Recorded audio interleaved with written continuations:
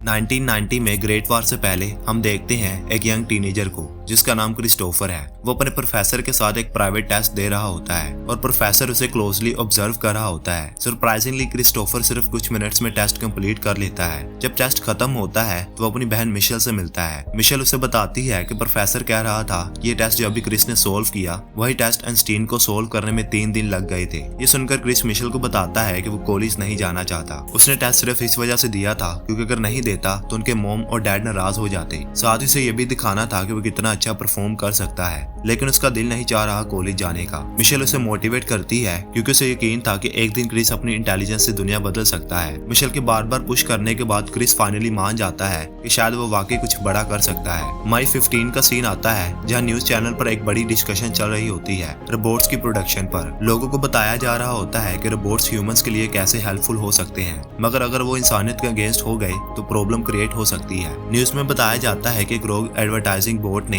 ईमा मेमोरियल को वेंडलाइज किया है ताकि प्रेसिडेंट के ऑर्डर को डिफाई कर सके, जो ये था कि सारे रोबोट्स अपने वर्क पर वापस चले जाएं। लेकिन प्रॉब्लम ये होती है कि रोबोट इक्वालिटी कोलिशन ने 5 अमेरिकन सिटीज में वायलेंट प्रोटेस्ट स्टार्ट कर दिए हैं। इस वजह से गवर्नमेंट को एक स्ट्रॉन्ग एक्शन लेना पड़ता है। आज की डेट तक ह्यूमंस और रोबोट्स एक दूसरे के अगेंस्ट वार में हैं और अगर कोई भी यूएस सिटीजन किसी रोबोट को अपने पास रखता है तो उसे ट्रेजन का केस फेस करना पड़ेगा। 2 साल से ये वार चल रही होती है और अफसोस की बात यह है कि इंसान हर बार फेल हो रहे थे। फिर एक आदमी आता है जिसका नाम ईथन स्केड होता है। उसका मानना होता है कि मैनकाइंड को एक लीप फॉरवर्ड चाहिए और वो बस दिखा रहा था कि जंप कहाँ लेना है। उसने एक साइंटिफिक ब्रेक थ्रू इंट्रोड्यूस किया जिसका नाम था न्यूरर। ये एक ऐसी डिवाइस थी जो ह्यूमंस को मैकेनाइज्ड ड्रोन्स बॉडी से लिंक कर देती थी। इसका फायदा ये था कि ह्यूमंस भी रोबोट्स की तरह पावरफुल बन सकते थे। फिर क्या था, कुछ ही वीक्स में वार खत्म हो गई और रोबोटिक्स लीडर ने व्हाइट हाउस के लॉ में यूएस प्रेसिडेंट क्लिंटन के साथ एक ट्रीटी साइन कर ली। लेकिन जो टेक्नोलॉजी ने ये वार जीतने में मदद की थी अब वो लोगों की जिंदगी को भी चेंज कर रही थी। न्यूरल नेटवर्क की वजह से इंसान एक वक्त में 2 जगह हो सकता था, मतलब एक टाइम पे काम भी कर सकता था और खेल भी सकता था। इस इन्वेंशन के क्रिएटर ईथन स्केड का मानना था ये टेक्नोलॉजी ट्रू फ्रीडम है। सीन शिफ्ट होती है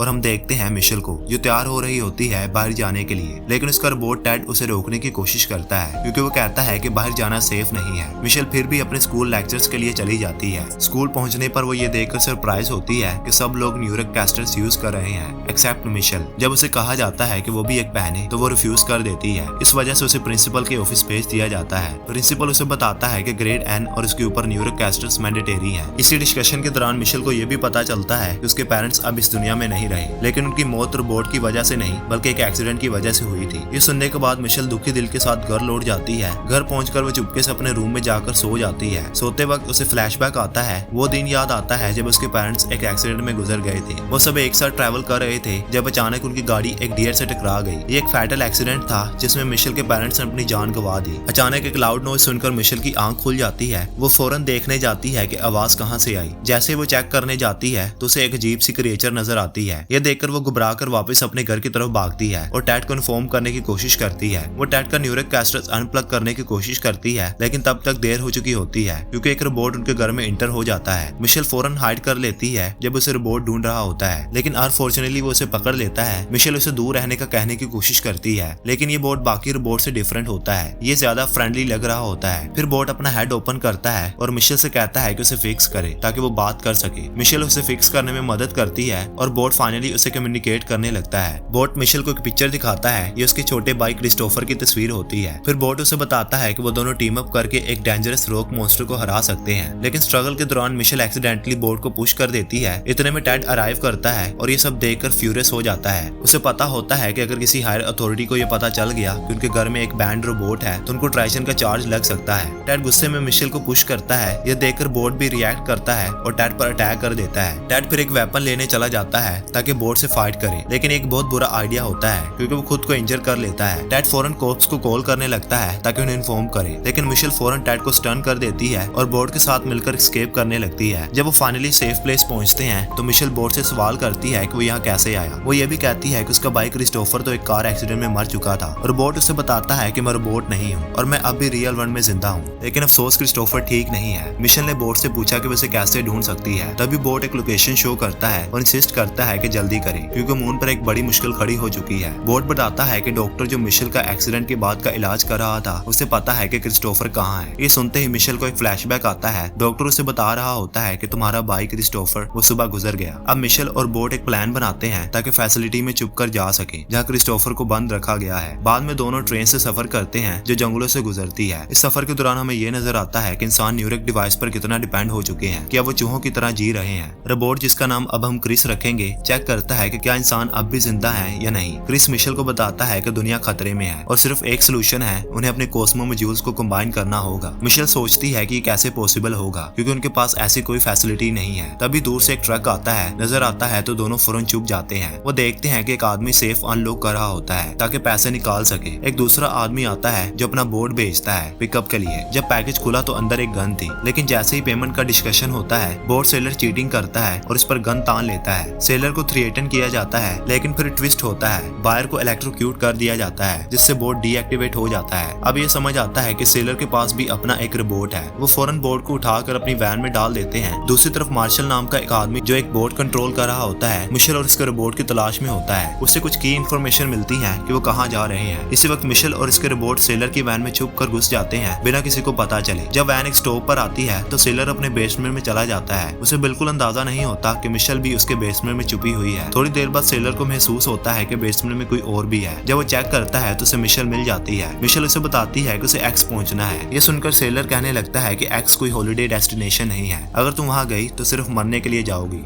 लेकिन बदकिस्मती से उनकी बातचीत के दौरान कुछ मेहमान आ गए। सबने बैटल की तैयारी करना शुरू कर दी। मार्शल ने उन्हें इन्फॉर्म किया कि फैसिलिटी अब रोबोट एक्टिवेशन टास्क फोर्स के कंट्रोल में है। ये सुनते ही मार्शल और इसका बोट सरेंडर कर देते हैं, लेकिन मार्शल ने मिशेल से बोट का लोकेशन पूछा। उस वक्त सेलर ने अपने बोट को ऑर्डर दिया कि वो मार्शल के रोबोट को इलेक्ट्रोक्यूट करे जैसे पहले किया था, मगर इस बार मार्शल ने उस पावर को एब्जॉर्व कर लिया जो मिशेल और उसके बोट के लिए एक मौका बन गया लड़ने का। लेकिन रोबोट बहुत ज्यादा पावरफुल था, इसलिए मिशेल ने अपने आप को फिर से सरेंडर कर दिया। ये एक डिस्ट्रैक्शन थी क्योंकि सेलर अपने एक स्पेशल मशीन इस्तेमाल करके रोबोट को ट्रैप कर लिया, लेकिन फिर रोबोट ने ट्रैप से निकलने का तरीका ढूंढ लिया और सब पर गोली चला दी। इसके बाद एक बड़ी बैटल शुरू होती है जो पूरे बेसमेंट के गिरने पर खत्म होती है। जब सब बाहर आए सेलर ने मिशेल पर चिल्लाना शुरू कर दिया कि उसकी वजह से उसका बेसमेंट तबाह हो गया। तभी मिशेल उसको बताती है कि उसका भाई अभी भी जिंदा है लेकिन उसे उसकी मदद की जरूरत है। वो कहती है कि डॉक्टर ही वो शख्स है जो उसके भाई की लोकेशन जानता है। ये सुनकर सेलर अपने सबसे बड़े रोबोट को एक्टिवेट करता है जिससे उस जगह तक सफर कर सके जहाँ मिशेल को डॉक्टर मिलने की उम्मीद है। फिर सीन दूसरी तरफ शिफ्ट होता है जहाँ न्यूरोकैस्टर्स का क्रिएटर अपनी माँ के साथ डिनर कर रहा होता है, लेकिन ये सिर्फ एक अल्टरनेटिव रियलिटी होती है जो बार बार ग्लिच कर रही होती है। उस वक्त ईथन स्केट को उसके टॉप साइंटिस्ट बताते हैं कि डाटा रेट लगातार कम हो रहा है। ये सुनकर ईथन बहुत गुस्से में आ जाता है क्योंकि जो फ्लॉलेस सर्विस उसने दुनिया को दी थी वो बुरी तरह फेल हो रही थी। फिर उसको बताया जाता है कि क्रिस्टोफर गायब हो गया है। ईथन इस बात को मानने से इनकार करता है, लेकिन साइंटिस्ट बताता है कि न्यूरोलॉजिकली ये पॉसिबल है और क्रिस्टोफर अब उनके कंट्रोल में नहीं रहा। ये बात ईथन के लिए बहुत बड़ी प्रॉब्लम बन जाती है क्योंकि अगर ऐसा चलता रहा तो उसका पूरा कंपनी बंद हो जाएगा। फौरन ईथन मार्शल से एक डिजिटल वर्ल्ड में मिलता है और उससे कहता है कि मिशेल और उसके बोट को जिंदा पकड़ो। बदले में वो मार्शल को उसका बोट वापस दिला देगा। दोनों डील फाइनलाइज कर लेते हैं और अपना प्लान शुरू कर देते हैं। दूसरी तरफ मिशेल और उसकी टीम एक नई लोकेशन पर पहुंचती है, लेकिन रोबोट उन्हें अटैक कर देते हैं। जब वो हार जाते हैं तो उन्हें एक लीडर के पास ले जाया जाता है जिसका नाम मिस्टर पीनट होता है। मिस्टर पीनट उनसे माफी मांगता है और बताता है कि उसके लोगों ने अटैक इसलिए किया क्योंकि उन्हें लगा कि वो स्क्वेंजर्स हैं, क्योंकि सालों से उनका इलाका अटैकर से बड़ा पड़ा है। मिशेल ने मिस्टर पीनट को बताया कि वो सिर्फ एक डॉक्टर की तलाश में है। मिस्टर पीनट ये सुनकर हैरान हो गया कि ईथन स्केट की ऑर्गेनाइजेशन एक छोटे बच्चे को क्यों किडनैप करेगी। उसने मिशेल को बताया कि यहाँ कोई डॉक्टर नहीं है, लेकिन एक डॉक्टर क्लार्क एमस्ट हुआ करता था जो ह्यूमन मशीन इंटरेक्शन में पीएचडी रखता था। मिस्टर पीनट ने बताया कि उसने डॉक्टर एमस्ट को एक काम के लिए भेजा था और वो ये नहीं बताया गया कि कहाँ। ये सुनकर मिशेल को गुस्सा आ गया और वो वहाँ से चली गई। रात को मिशेल अपने छोटे भाई की पुरानी यादों को याद करती रही। तभी क्रिस ने एक वीडियो प्ले की